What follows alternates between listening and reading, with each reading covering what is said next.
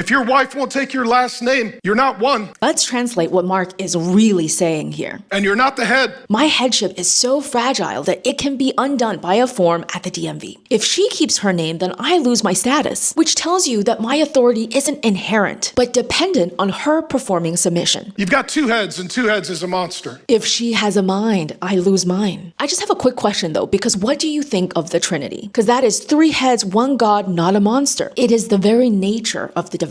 So oneness in the Godhead doesn't require the erasure of distinction. The Son doesn't stop being the Son to be with the Father. If your oneness can handle the Trinity but can't handle your wife having a name, the problem is not your wife, but the theology that is more fragile than the God that it claims to serve. Every time this man says one, he means me. He's not describing oneness. He is performing it over and over again as though that might make the anxiety go away. This entire speech is a man telling you that he is so dependent on her that he needs her to take his name to feel real. He needs her silence to feel powerful. He needs her erasure to feel whole. But his theology has given him no tools to name his need, so his need becomes her obligation. I need to feel secure becomes take my name, goddammit. Here's the irony. The passage that he is pulling from, Ephesians 5, actually tells him what to do with his very normal human need of belonging. Husbands, love your wives, as Christ loved the church and gave himself up for her. So, give yourself up. Not demand she give herself up. Not require her erasure so you can feel whole. If he followed his own scripture, the conversation wouldn't be take my name. We are one because I said so. But what do you need from me to feel like we are building something together? Because